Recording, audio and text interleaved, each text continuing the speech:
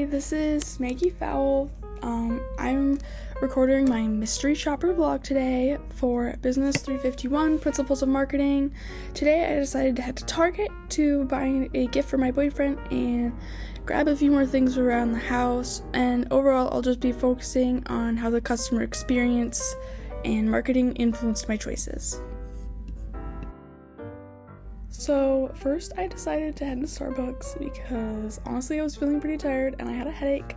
I was really looking forward to it, and I ordered a mango dragon fruit refresher with extra mango dragon fruit base, but it was made incorrectly and there was not enough mango dragon fruit base. Usually I would bring this up with the employees and ask them to remake it, but these ones kind of seemed really tired and upset, so I didn't want to do that, and yeah. This small mistake honestly was pretty upsetting.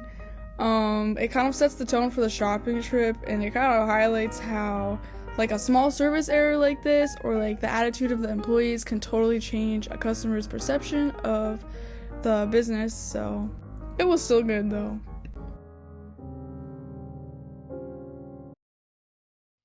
For first impressions and as far as the vibe of the store goes, honestly, Target has a really good vibe. They have really good lighting, and even though it was looking busier than usual since Saturdays are a pretty busy day for Target, the store honestly wasn't too full and the vibe was really chill, it wasn't too loud, and it was honestly relaxing to be there. I will also note that even though the Target in Fargo has a better selection, I would choose Moorhead Target over it depending on the experience I wanted to have, just because Fargo Target is so hectic. So that definitely illustrates the kind of effect that the atmosphere of a store has on the customer.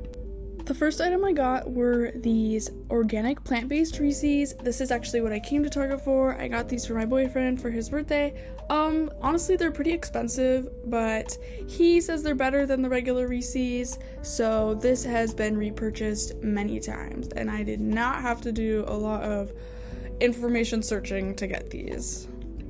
One thing I noticed when I was getting these is that they have paper price tags here at Target as opposed to the electronic ones at Walmart, which I'm sure doesn't make that much of a difference, but honestly it's kind of nice as a consumer to know that they're not just magically changing prices and doing surge pricing.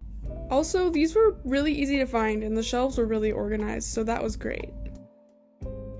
At one point, I was getting some prunes and this guy asked me if I needed help finding anything, and I was like, no, I don't need help, I'm just getting some prunes, and he kept asking me questions, which was honestly kind of awkward, but he was just trying to be helpful, so I would definitely say that the Target staff are available and ready to help.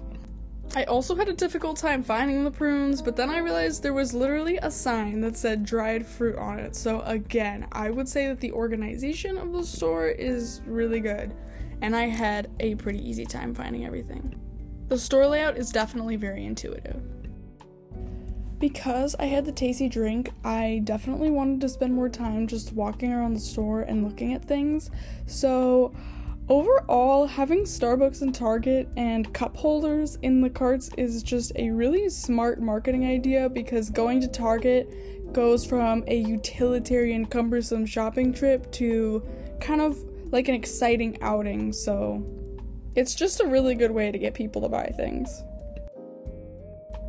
At one point, I saw this really adorable display with this super cute pillow, but when I got closer, it just was not good quality. It was see-through, and it was $40, which is just ridiculous.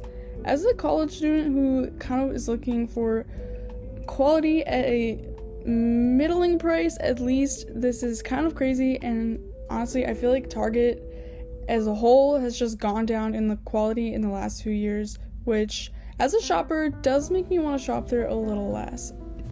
It also raises questions about whether the brand is still even matching its image. I feel like they kind of try to position themselves as like more quality and better than Walmart, but if your quality isn't good, then the only thing you have over Walmart is the vibe. At this point, once I had kind of done all of my main grocery shopping and gift shopping, I started looking around for deals, but I noticed that I was much more hesitant to actually get anything and a lot more restrained, just because we recently got an apartment. That's been making me feel more anxious, and prices have been so high lately. So this definitely illustrates kind of how price perceptions and economic conditions can affect overall impulse purchasing, even in a store that's designed to induce and encourage impulse purchases.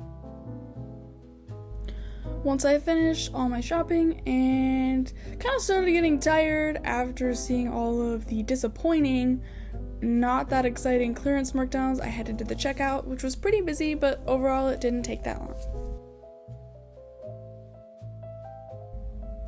Overall, I really liked shopping at Target. I feel like they have a really good energy in their store. Things are really easy to find. Generally, the employees are nice and prices aren't actually that much higher than Walmart. My first suggestion would just be to kind of improve the visibility of price markdown signage compared to at Sam's Club, where the signs are bright yellow and they're opaque yellow. I feel like I can see that from a mile away, but at Target it's kind of like you have to be looking around to find them, especially when the signs are just red and they're not even yellow or there's not that many signs. By improving their signage to be more clear, more visible, and maybe more high contrast, they could definitely increase traffic to markdown areas and lift sales, hopefully, by doing that, because shoppers would notice promotions faster. No, checkout didn't take that long. Checkout is kind of like make or break for a shopping trip, and they only have 4 self-checkouts, and they only had like 2 or 3 people on the checkouts. So even though it was moving kind of fast, it was just really hectic. I think if I was a less tolerant person, I would have found that really stressful. So another recommendation I would have, maybe just for that Moorhead Target, although I've also noticed this problem at Fargo Target, is just to have more people on checkout so their employees would be less stressed, and so people could, and I mean maybe get more self-checkouts so people could get through that self-checkout faster, and then overall the process would be much more streamlined. Like I mentioned in the vlog, Target has just had a huge problem with quality lately, and I also have noticed this not only in like the home section, but in the clothing section. Honestly, it feels like Target is just trying to get us to stay in the store longer so we can impulse buy cheap items that aren't even worth what they're charging us, and this strongly impacts customer retention, customer perception, like how they feel about the store. So I would just recommend, Target to up their game with the quality, which would hopefully boost customer retention and boost perceptions of the brand, which have been notoriously bad lately. For customer service, I think the most important thing that I took away is kind of just how important the customer emotions are to the customer experience and like customer retention, and not just the empirical outcome of like what they got or like the utility value it provided. Like how the customer is feeling in the store and how the store seems to the customer is way more important than just kind of like the facts of what they have. That also kind of ties in with like how important emotions are to actually making the purchase decision. Like excitement, fear of missing out is like a big thing, or in my case like anxiety was a big thing of not just buying things. So that kind of goes to show that consumer behavior isn't just about buying things, it's also about like how the consumer is feeling and like all these different factors that are around them, including like family values, like how they were brought up, other things like that. It also kind of made me think about how important customer expectations are. Like I've been to Target before, so I have a certain expectation for Target, and like when I went to Starbucks, I had a certain expectation for the Starbucks, and when that wasn't met, that was pretty disappointing. So I guess that just kind of made me think about how important customer expectations are, because if your expectations are already low, they can't be disappointed. But if you're a Target and you have all these expectations that are high, you can be disappointed.